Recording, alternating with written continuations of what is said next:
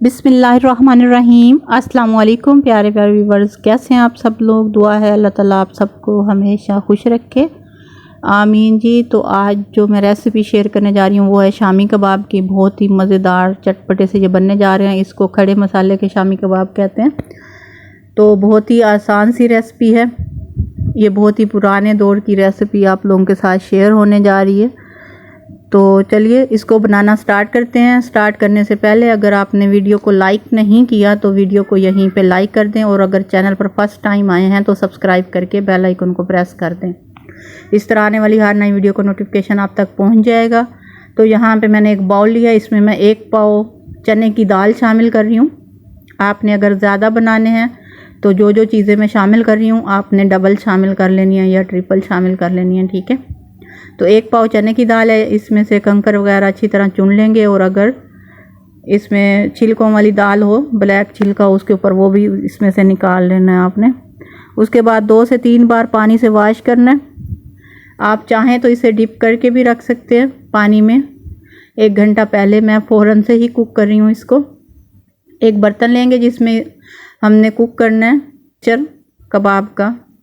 दाल सबसे पहले शामिल कर देंगे, कीमे को वॉश करके अच्छी तरह ये शामिल कर देंगे कि कीमे में ब्लड वगैरह ना हो। ये ½ kg बीफ का कीमा है, सेम इसी तरह चिकन और मटन में भी बना सकते हैं।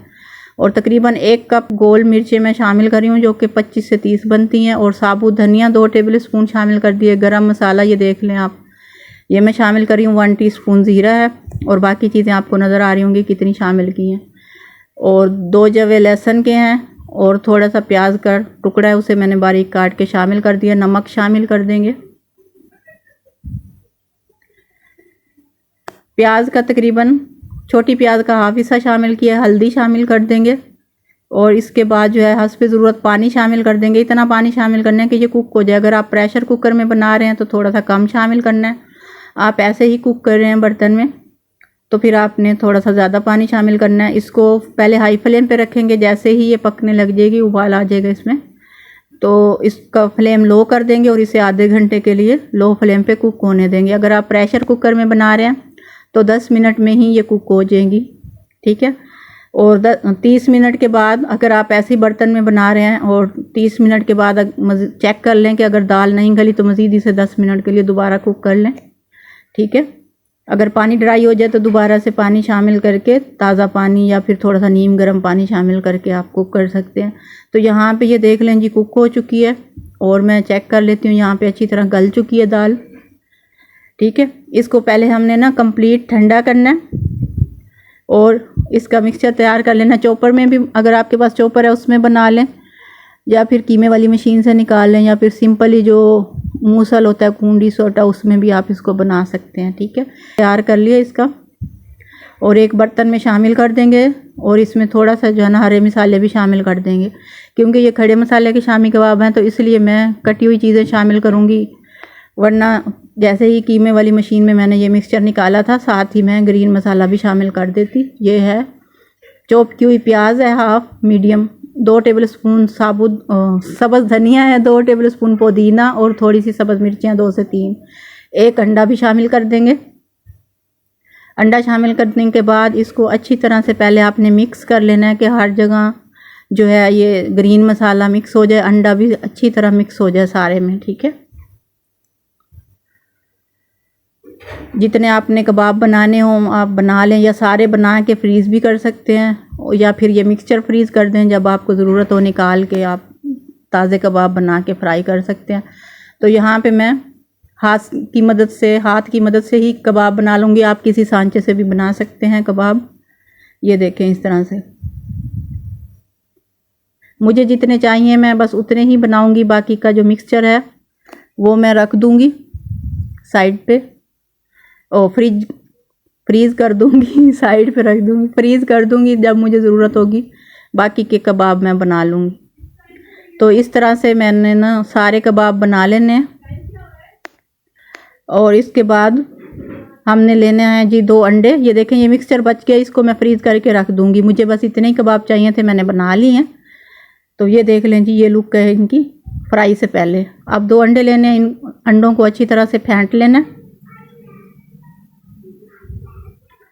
और एक एक कबाब उठाना है और अंडे में डिप करना है।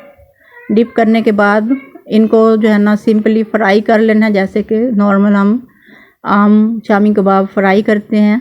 ये भी वैसे ही फ्राई होंगे, बस इनका नाम है कि खड़े मसाले के, और इसमें मसाले भी जो है ना मोटे मोटे नज़र आ रहे होंगे, कूटे हुए, बिल्कुल जो है ना पेस्ट नहीं बना हुआ। आप चाहें तो ये सारे मसाले जो मैंने शामिल किए हैं इनका पाउडर भी शामिल कर सकते हैं। एक बर्तन लेंगे, उसमें कुकिंग ऑयल शामिल कर देंगे तकरीबन 1 कप। आप घी में भी फ्राई कर सकते हैं, मैं ऑयल में फ्राई करी हूँ। और इस तरह फोक की मदद से डिप करना है और एक एक कबाब उठाना है और फ्राई कर लेना है। आप हाथ से भी शामिल कर सकते हैं, लेकिन हाथ से ये होता है कि अंडे के कुछ ड्रॉप्स जो है ना ऑयल में गिर जाते हैं, घी में गिर जाते हैं, तो फिर वो सारा घी या ऑयल ख़राब हो जाता है। तो इस तरह फोक की मदद से ये है कि जो बाकी का अंडा है बाउल के अंदर ही रह जाता है। तो ये है जी हमारी आज की रेसिपी। होप सो आप लोगों को अच्छी लगी होगी। अच्छी लगे तो वीडियो को फैमिली और फ्रेंड के साथ भी शेयर करना है और कमेंट करके भी बताना है कि ये रेसिपी आप लोगों को कैसी लगी है। और वीडियो को लाइक भी कर देना है और चैनल को सब्सक्राइब भी कर लेना है। एक साइड हो जाएगी तो इसकी दूसरी साइड चेंज कर देंगे इस तरह से। चिमटे की मदद से भी कर सकते हैं और चम्मच की मदद से भी आप इसको पलट सकते हैं। बस एहतियात से पलटना है कि ये टूटे नहीं, और इनको एहतियात से फ्राई करना है कि ये जले नहीं। मीडियम टू लो फ्लेम पे आप फ्राई करेंगे तो ये जलेंगे नहीं, एक खूबसूरत सा कलर आ जाएगा। तो यहाँ पे ये फ्राई हो चुके हैं, तो मैं एक एक करके सारे एक बर्तन में निकाल लूँगी।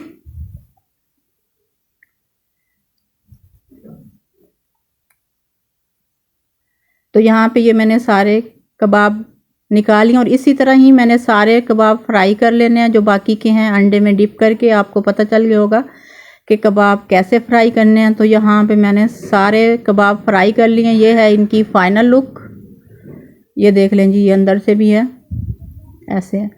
तो होप सो आप लोगों को वीडियो अच्छी लगी होगी। मिलते हैं फिर किसी नई वीडियो में, तब तक के लिए मुझे देनी है इजाज़त। थैंक्स फॉर वॉचिंग एंड अल्लाह हाफिज़।